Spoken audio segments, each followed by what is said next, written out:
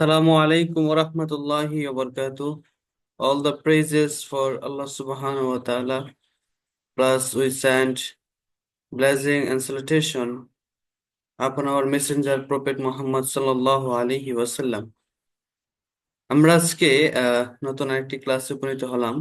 আমাদের আজকে ক্লাস 19। তো আমরা আজকে পড়বো প্যাসিভ সেন্টেন্স কিভাবে কি করতে হয়। আগে আমরা একটু ধারণা নিয়েছিলাম, একটু একটু বি ভার্বের একটু পরিবর্তন আমরা দেখেছিলাম। আজকে আমরা দেখব প্যাসিভ সেন্টেন্স যেগুলা এভাবে কি হয়, কিভাবে হয়, এটা আমরা কিভাবে করতে পারবো এই সম্পর্কিত আমাদের আজকের আলোচনা। আমরা আজকে আহ প্যাসিভ, এটা আরবিতে আমরা যারা আরবি জানি খুব সহজেই প্যাসিভ মানে হচ্ছে মাঝুল। আহ এটা আমরা ধরতে পারি খুব সহজেই। অ্যাক্টিভ মানে হচ্ছে মারুফ, আর প্যাসিভ মানে হচ্ছে মাঝুল। এটা হলে আমাদের অর্ধেক পড়া হয়ে যাবে আমি আশা করি। যারা আমরা মাদ্রাসায় পড়ি আমাদের জন্য অর্ধেক পড়া হয়ে যাবে, আর বাকি অর্ধেকটা হচ্ছে আমরা পড়লে ইনশাল্লাহ বুঝতে পারবো। তো মারুফ মাঝুল অবশ্যই আমরা জানি। মাঝুল হচ্ছে যার কোনো, যেই সব সেন্টেন্সে কোনো ফাইল উল্লেখ থাকে না। আর অ্যাক্টিভ মারুফ মানে হচ্ছে ফাইল উল্লেখ থাকবে, অর্থাৎ কর্তা উল্লেখ থাকবে। আর ইংলিশে হচ্ছে সাবজেক্ট, যে কাজটা করছে সে তো হচ্ছে হচ্ছে সাবজেক্ট, সাবজেক্ট উল্লেখ থাকবে। তো এটা হচ্ছে অ্যাক্টিভ এবং প্যাসিভের সিস্টেম নিয়ম। আচ্ছা, তাহলে আমরা একটু দেখি। আহ আমি বইটি লিখবো, এ বাক্যে ভার্ব হচ্ছে লেখা।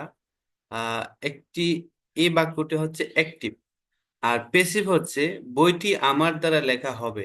এই বাক্যের মাঝে আহ হওয়া, বি, যে বি হওয়া মানে লেখা হবে, হওয়া যে শব্দটা আছে এটা হচ্ছে এখানের মূল ভার্ব। এটা হচ্ছে কি, প্যাসিভ। সাধারণত বাংলা বাক্যের শেষ শব্দটি ভার্ব হয়। আচ্ছা, এটা কি আমরা জানি? এই লাইনটা অনেক সুন্দর একটা লাইন। সাধারণত বাংলা বাক্যের শেষ শব্দটি ভার্ব হয়।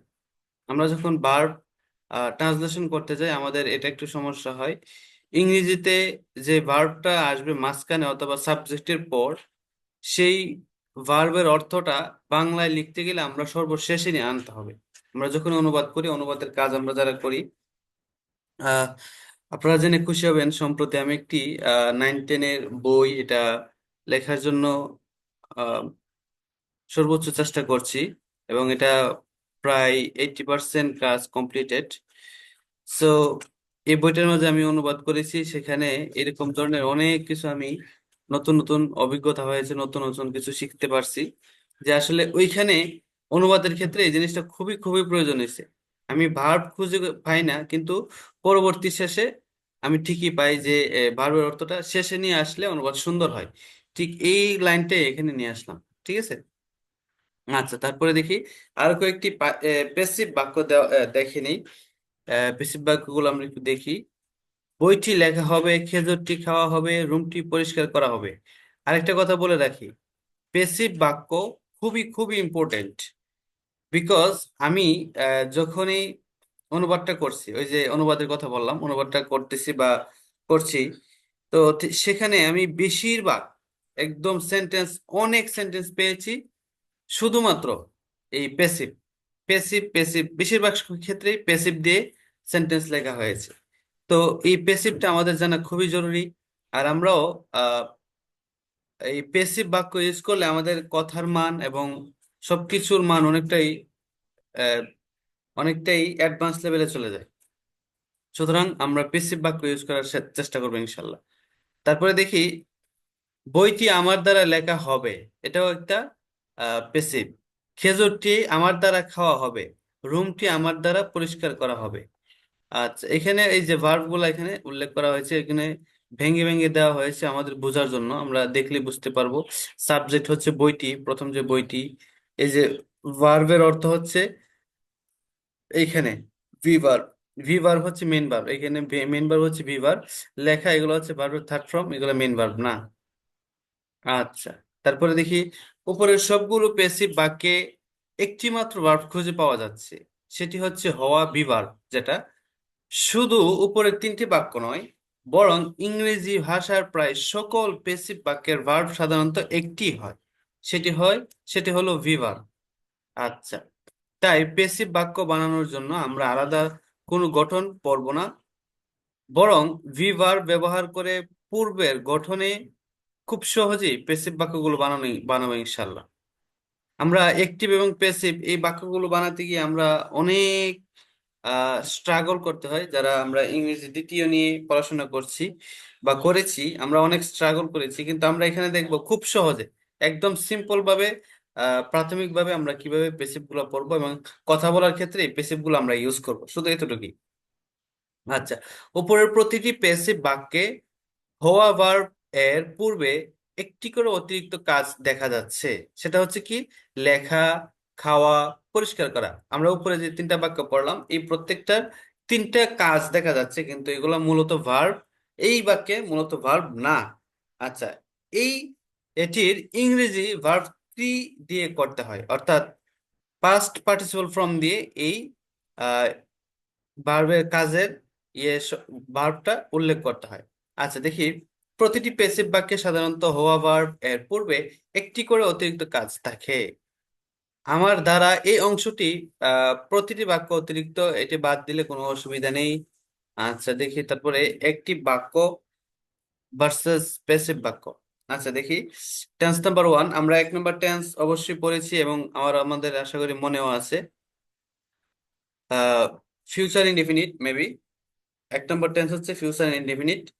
আচ্ছা, তারপরে দেখি কি লেখা রয়েছে। রাশেদ হবে। আচ্ছা, বইটি হবে। Rashed will B, the book will B. আচ্ছা, রাশেদ হবে ধনী। তাহলে কি হতে পারে? রাশেদ উইল বি ধনী হচ্ছে কি? রিচ। আচ্ছা, তারপরে বইটি হবে, এই যে এখানে দেওয়া রয়েছে, Rashed will be rich, the book will be written. আচ্ছা, তারপরে রাশেদ ধনী হবে। Rashed will be rich, the book will be written. Rashed হবে ধনী আমার মাধ্যমে। রাশেদ আমার মাধ্যমে ধনী হবে, দুইটার একই ইংরেজি, সেটা হচ্ছে কি? Rashed will be rich by me. আচ্ছা, এটা আমরা পড়লে বুঝতে পারবো। তারপরে প্রতিটি বক্সের প্রথম বাক্যটি অ্যাক্টিভ, দ্বিতীয় বাক্যটি প্যাসিভ। প্যাসিভ ইংরেজি বাক্যের অবশ্যই ভার্ব থার্ড ফর্ম হবে। উম তারপর আমরা প্যাসিভ বাক্যে চলে যাই। এটা আমাদের পড়া অবশ্যই জরুরি। এই পৃষ্ঠাটা আমরা একটু পড়ি। এটা না পড়লেও হবে, এটা আমরা বুঝতে পেরেছি। এই পৃষ্ঠাটা একটু পড়ি। প্রথম যেটা, রাশেদ, একটা হচ্ছে অ্যাক্টিভ আর একটা হচ্ছে প্যাসিভ লেখা রয়েছে। খুব সহজেই প্রথম বাক্যটা হচ্ছে অ্যাক্টিভ, দ্বিতীয় বাক্য প্যাসিভ, যদিও ভার্বের থার্ড ফর্ম দিয়ে লেখা রয়েছে। তাহলে আমরা একটু পড়ার চেষ্টা করি। जी सर जी।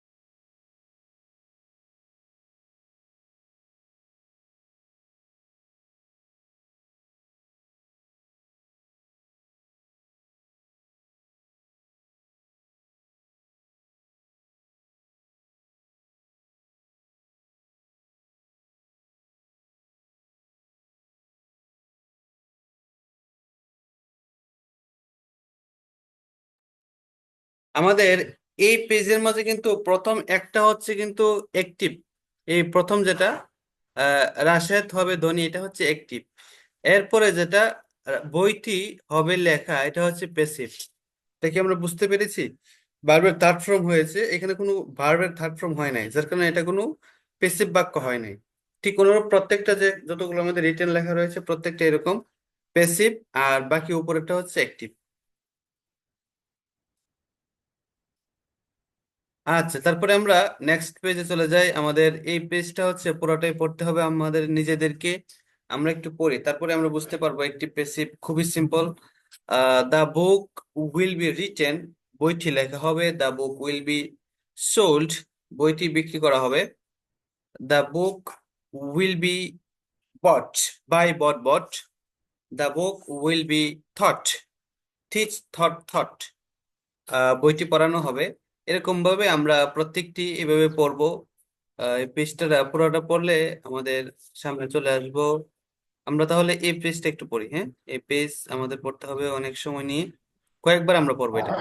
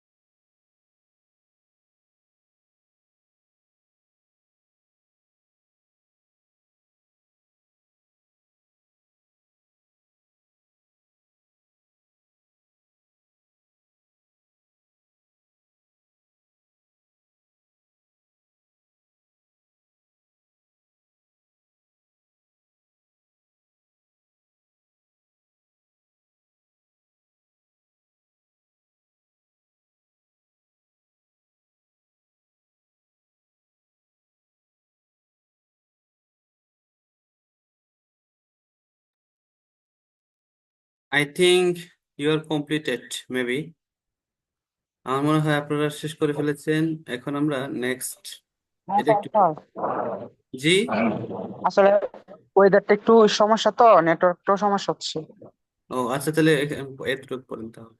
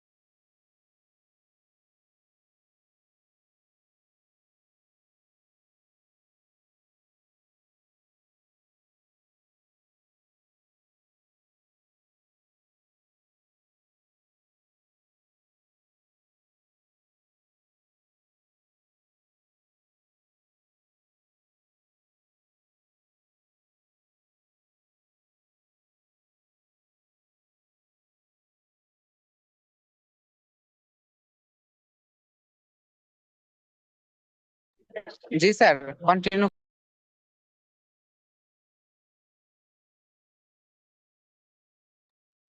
জি আচ্ছা, তাহলে আমরা নেক্সটে চলে যাই। আমাদের নেক্সট হচ্ছে বাই দ্বারা। এতক্ষণ ছিল কিন্তু সিম্পল একটা সেন্টেন্স, এখন এটাকে আমরা বাই দ্বারা পরিপূর্ণ করব। প্রত্যেকটা সেন্টেন্সের পরে যদি আমরা বাই দিয়ে যুক্ত করে দিই তাহলে কিন্তু হয়ে যাচ্ছে। যেমন the book will be written by me, এই যে বাই আমার দ্বারা লেখা হয়েছে মানে আমি লিখেছি। এই যে বিষয়টা বাই মি যখন যুক্ত করা হয় তাহলে এটা আহ, একদম কমপ্লিটেড হয়ে যায়। তাহলে আমরা দেখি the book will be typed by me, the book will be designed by me. সবকিছু এটা এটা আমরা একটু পড়ি, শুধু বাই যুক্ত করে এইটা একটু পড়ি, হ্যাঁ।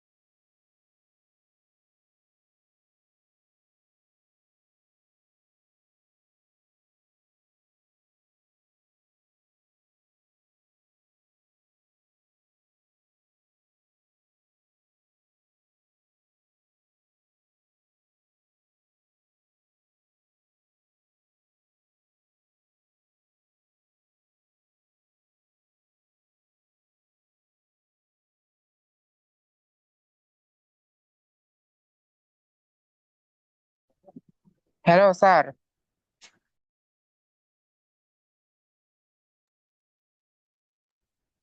হ্যালো। জি জি জি বলুন। হয়ে গেছে? আচ্ছা, জি স্যার, ওয়েদারটা বেশি জুতে না, ক্লাস শেষ করে নাইলে মানে মানে কন্টিনিউ করে ফেলেন। Please one second. মানে ওয়েদারটা একটু আমাদের অনুকূলে না, তো এই জন্য বলছি ক্লাসটা কন্টিনিউ করে ফেলেন, যে কোনো সময় নেট চলে যাবে আর কি। হ্যাঁ হ্যাঁ, আচ্ছা আচ্ছা, ঠিক আছে। তাহলে আমাদের এখানেও ঠিক সেম। আমরা পরবর্তীতে আমরা যদি পিডিএফ করি তাহলে পেসিভ বাক্য দেখব। তারপরে বাই যুক্ত করে পেসিভ বাক্য এখানে দেখব, খুব সহজে লেখা রয়েছে, আমরা পড়বো। তারপরে টেন্স নাম্বার ওয়ান এখানে আমরা একটু দেখি। এখানেও আমরা পূর্বে যেটা পড়েছি ঠিক same. Will be rich, the book will be written, এই যে কাজটা হয়েছে এটার পরে এটা হচ্ছে কি পেসিভ হয়েছে, আর উপরটা হয়েছে অ্যাক্টিভ, এটাও পেসিভ হয়েছে। আহ, তারপরে এখানে উপরেরটা হচ্ছে অ্যাক্টিভ, বাকি দুইটা হচ্ছে পেসিভ, আমরা পড়লে বুঝতে পারবো, খুবই সহজ। তাহলে আমরা এই পেজটা হচ্ছে আমাদের দুইটা পেজ রয়েছে শেষের আমাদের। এখনো আপনারা পড়তে পারেন, অথবা যেহেতু আবহাওয়া আহ, বেশি একটা ভালো নেই, আমরা না স্যার, পরবর্তীও পড়ছি পড়ছি, সমস্যা নেই। আমরা নিজেরা এটা পড়ে নিব। এই দুইটা পেজ একটু শব্দ শব্দ করে জোরে জোরে সময় নিয়ে আমরা পড়ে নিব। এই একটা পেজ, এই পুরোটা, তারপরে একটা পেজ, তারপরে এই সর্বশেষ বাই যুক্ত করে আমরা এটা পড়বো, তাহলে আমাদের জন্য খুব সহজ হয়ে যাবে। প্রত্যেকটা একটি পেজ আমার জন্য একদম ক্লিয়ার হয়ে যাবে ইনশাল্লাহ। বুঝতে পেরেছি? না, পড়ি স্যার। যে এই পেজটা এবং এই পেজটা দুইটা।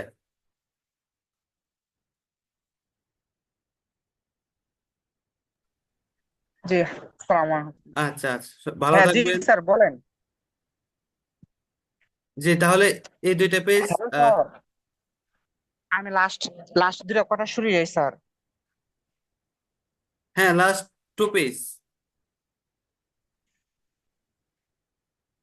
আচ্ছা, তাহলে লাস্ট টু পেজ আমরা পড়বো, নিজেরা পড়ে নিব ইনশাল্লাহ। যেহেতু আমাদের আবহাওয়ার অবস্থা বেশি একটা ভালো নেই, আমরা দীর্ঘায়িত করছি না। সবাই ভালো থাকবেন, সুস্থ থাকবেন। আগামী ক্লাসে ইনশাল্লাহ আবার দেখা হচ্ছে। আসসালামু আলাইকুম রহমতুল্লাহি। ওয়ালাইকুম আসসালাম রহমতুল্লাহ।